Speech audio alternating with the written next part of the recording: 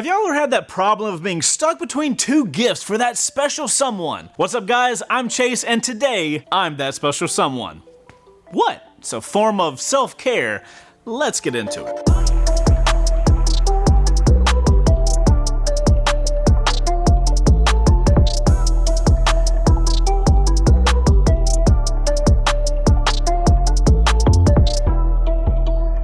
So guys, at this point, we've had the 2022 Triumph Speed Triple RS in the shop for a while, and with no surprise, it's got me questioning my choices on my 2019 MT-10. Now don't get me wrong, I am still very smitten with my MT-10. It's comfy, there's a power on demand, and don't even get me started with the sound.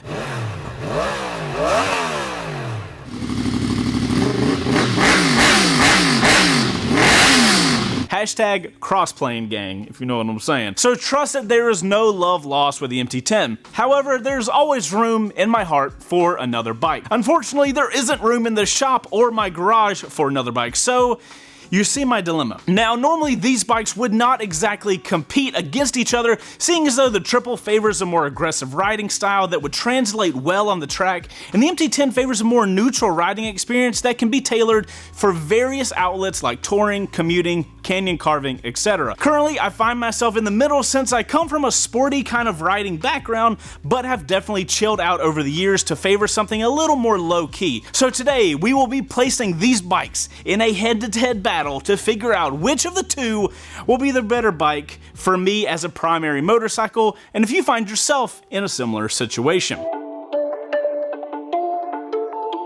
Starting off with the MT-10, I think it goes without saying I have it bad for it. I mean, that bike is my daily, so that should tell you something. Now, I already mentioned it has the power out the wazoo and the sound to match, thanks to the crew over at Motivation. Mwah! Lord have mercy, I have no idea how I rode my bike without the SC Project exhaust on it. Link in the description if you guys want to go check out that video where we did the install. So it's pretty well known at this point in the MT-10's lifetime that it has the same cross-plane power plant from the R1 with a few tweaks to make it even more powerful on the low end. And in true MT-10 fashion, it doesn't take much convincing to get that front wheel up. From a visual standpoint, the MT-10 can be pretty polarizing. There aren't many people who seem to be stuck in the middle about its looks. Now, from my experience and the comment section, people seem to either love it or hate it. Our writer even went as far as to describe it as having the looks of an Autobot that is working undercover as a Decepticon. You know, it's ultimately good, but bro, you look like you're enjoying the dark side a little too much. I, however, love the Decepticon vibes. And I get it, the bike as a whole is, well, busy. There are cutouts and reliefs and all kinds of design elements from the front to the back that can come off as wanting. It's like the designers at Yamaha never had that one friend to recommend taking off one accessory before stepping at the house. But that's also part of the charm of the bike, because just like the experience of seeing this bike in person, riding it is oddly like sensory overload. Even with a stock exhaust, there's an intoxicating lope that reverberates through your body just idling at the light. Then when you take off, you get the wind hitting you, the engine starting to sing, the suspension giving you feedback, and then the inevitable thought of, holy crap, how did I catch up to traffic so fast? Because the MT-10 possessed your soul and convinced you to give it one too many beans. Ask me how I know.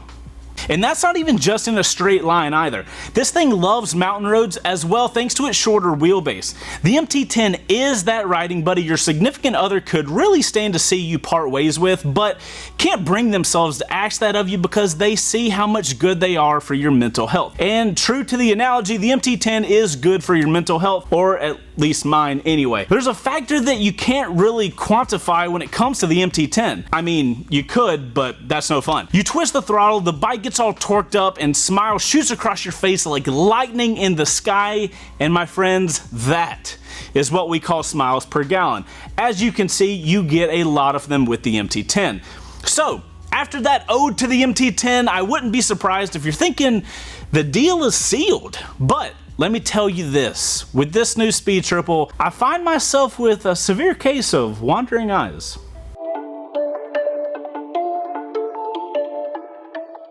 Like I said, we've had this speed triple for a while now, and it is magnificent. Holy Corchadas, Batman, Triumph has come out swinging with this new generation of speed triple. Now, it may be just another entry in a long line of speed triples, but when you're royalty, it's not so much just another speed triple, so much as speed triple of House Triumph, 10th of my name, Lord of Hyper Nakeds. Drop us a like if you are nerds like us and get the reference. This 3-cylinder Hyper Naked kind of takes a step away from the formula that Triumph had followed in the past. Granted, it still has the necessary qualifications, but the Speed Triple RS makes all of its power at the top of its rev range. Like, you think you're getting to the territory of running out of steam, and then the afterburners kick in. Yes, those things. And if you're new to Nakeds, that's a bit of an oddity, seeing as Nakeds are primarily designed for everyday riding situations in mind. So, taking off from a red light, riding around town, climbing parking garages, all situations that require you to have a little bit more grunt to get you going. That being said, it takes a bit of reorienting to get used to, but to be honest, it was a refreshing surprise. Something that doesn't take getting used to, however, is the redesigned bodywork. Gone are the days of a busy and weighted design like the little radiator aero fairings that sits in the front and where your knees hug the tank. Triumph has changed the shape of it entirely to have a more compact form factor while still retaining its functionality. Another notable change is the undertail exhaust. Similar to other bikes, the Speed Triple has kind of become associated with an undertail exhaust over the years, so it's a much welcome breath of fresh air seeing Triumph make the change to a side pipe. Besides helping with weight distribution, with the exhaust now placed in the front of the rear wheel, a negative space has been opened up between the tire and the tail section, thus giving it an illusion of being less blocky or thick, and that's with 2 C's. Alright, so realistically, these bikes can't compete against each other. The Speed Triple RS is $21,000 with a better power to weight ratio and OLA suspension off the showroom floor. The MT-10 comes in at around $13,000 with less power, more weight, and even though Yamaha put the R&D into a good suspension, it'll never compare to a factory bike with OLA suspension. Also, where the MT-10 opts for a less take-heavy experience, settling for the rider modes, ABS, and traction control, the Speed Triple goes the extra mile with all of the MT-10's features, as well as a 6-axis IMU and a tunable rider modes. If the MT-10 was a Mustang, the Speed Triple would be an Aston Martin. Similar, yes, but one superior in every way. Which is why, for myself, I'd actually stay with the MT-10. And I know, the MT-10 is a lesser bike. Why would I go for something that's going to be outperformed when I could have the pinnacle? To put it plainly, there's always going to be a faster bike. So why am I going to try and have the fastest, best handling, most exotic bike out there? Sure, the Speed Triple RS has an exhaust note from the triple engine that makes me go weak at the knees, and an awesome design that I will enjoy as much when I'm off the bike as when I'm on the bike. So why did I pick the MT-10 again? Oh, yeah. It's a simple bike, but there is beauty in simplicity, and yes, all of the aforementioned features of the Speed Triple are nice, but you don't need them. And when it's time to replace those features, it'll cost considerably more to fix with a possibly even longer lead time to receive the parts. If I goof and make a mistake on my MT-10, more than likely I'll have the bike back up and running within a week without having to survive off ramen until my next paycheck. But that's just me. Would you make the same decision? Or would you go with the golden goose? Let me know, and why, in the comments down below. Guys, if you're still watching, that means you're in the outro crew. Leave a comment with OC at the beginning so that we know you made it this far. So, what do you guys think? Did I make the right choice? Y'all know me. I'm a rider that doesn't mind a tech-heavy riding experience, but at the same time, nothing beats getting at an apex just right when it's all on you. Let me know in the comments. Love you guys a little bit longer. Later.